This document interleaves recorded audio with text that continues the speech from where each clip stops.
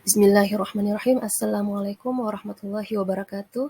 Saya Megawati SPDI. Kali ini saya akan membahas materi pada mata pelajaran Pendidikan Agama Islam kelas 12 IPA IPS. Materi ini berjudul Semangat Beribadah dengan Meyakini Hari Akhir, di mana kompetensi dasar pada materi ini adalah menganalisis dan mengevaluasi makna iman kepada hari akhir. Sementara tujuan pembelajaran yang harus dicapai oleh peserta didik setelah mempelajari materi ini adalah yang pertama, peserta didik mampu menganalisis makna iman kepada hari akhir. Yang kedua, peserta didik mampu menjelaskan dan menganalisis dalil-dalil yang berkaitan dengan hari akhir. Dan yang ketiga, peserta didik mampu menganalisis tanda-tanda hari akhir. Nah, selanjutnya adalah makna iman kepada hari akhir.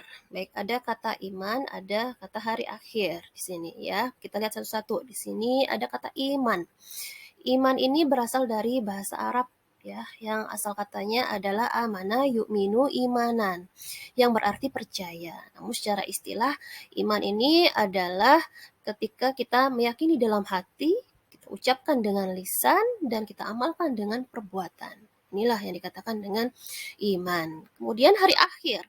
Hari akhir ini biasa disebut juga dengan hari kiamat ya. Kalau dalam Al-Qur'an istilah-istilah lain hari akhir ini juga seperti yaumul qiyamah, yaumul akhir, dan lain sebagainya.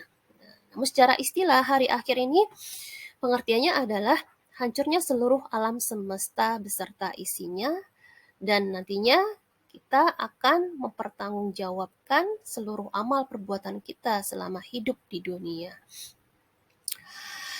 Nah, jadi makna iman kepada hari akhir adalah meyakini dengan sepenuh hati bahwa suatu saat nanti, suatu hari nanti, alam semesta ini beserta isinya akan hancur binasa, dan kita akan menjalani kehidupan selanjutnya yang kekal abadi yang bernama alam akhirat, di mana di alam akhirat ini kita semua akan mempertanggungjawabkan seluruh amal perbuatan kita selama hidup di dunia.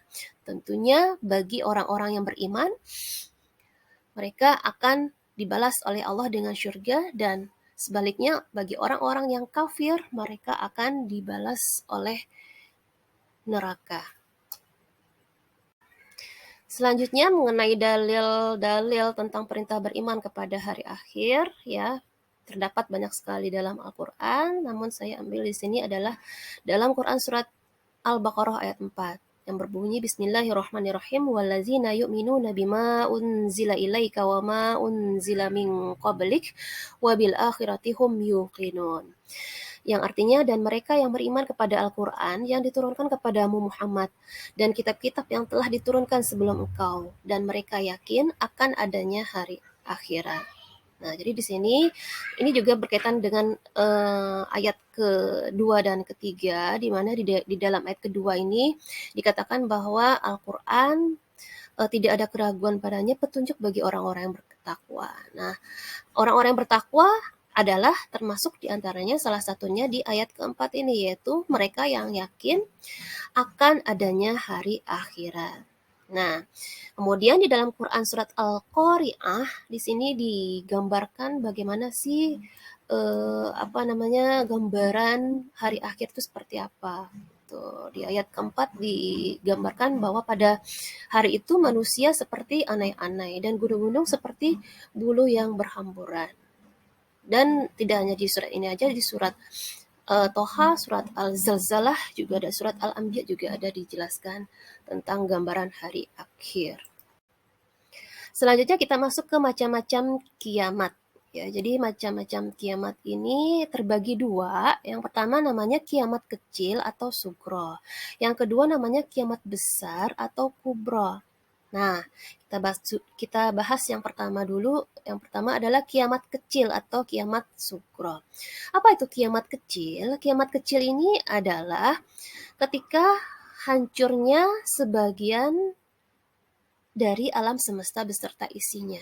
Jadi hanya sebagian gitu ya. Apa contohnya? Contohnya adalah ketika terjadi misalnya gempa bumi, tanah longsor, ya, kemudian angin puting beliung, tsunami, banjir, kematian makhluk juga termasuk, dan lain sebagainya. Nah, namun kalau kiamat besar, itu kenapa disebut besar kiamatnya? Karena pengertiannya adalah hancurnya seluruh alam semesta beserta isinya. Jadi seluruh, tidak sebagian lagi, tapi seluruh. Bagaimana? Apa contohnya? Nah, contohnya gambarannya itu seperti pada surat Al-Qari'ah tadi ya. Manusia seperti anai-anai yang berhamburan, gunung-gunung seperti bulu yang bertebaran. Atau dalam surat Al-Zalzalah juga seperti juga ada gitu ya. Seperti planet-planet yang bertabrakan juga. Nah, itu ya contoh kiamat besar. Selanjutnya tanda-tanda kiamat. Ya, jadi kiamat itu memiliki tanda-tanda ya, di mana tanda-tandanya itu mungkin sudah pernah kita rasakan atau ada yang belum pernah kita rasakan. Nah, mari kita bahas kali ini.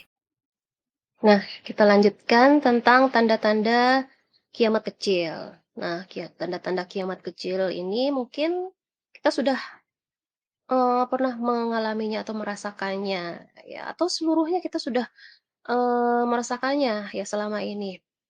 Nah, kita lihat tanda-tandanya apa sih? Yang pertama, melimpahnya harta benda, enggan menerima sedekah, munculnya orang-orang yang mengaku nabi, udah lama ini ya, kurangnya sifat amanah, banyaknya pejabat yang zolim, nah, perzinahan, minuman keras, obat terlarang, merajalela, memperindah masjid tanpa memakmurkannya, berlomba-lomba mendirikan bangunan, ini ya, banyaknya pembunuhan, sudah terjadi banyak kemusyrikan di kalangan umat Islam, merajalela sadisme, pemutusan silaturahmi, buruknya hubungan tetangga, sudah terjadi orang-orang tua berlagak seperti anak muda, merajalela riba dan sifat kikir, mengucap salam hanya kepada orang yang dikenal, sudah terjadi juga. Wanita-wanita berpakaian tapi telanjang, sudah lama terjadi. Banyaknya kebohongan dan informasi yang simpang siur, sudah pula terjadi. Ini mungkin sudah semuanya kita merasakannya ya, tentang tanda-tanda kiamat kecil. Nah, bagaimana pula tanda-tanda kiamat besar? Nah, kita lihat yang pertama, apa sih tanda-tandanya? Ini berdasarkan hadis Rasulullah SAW ya.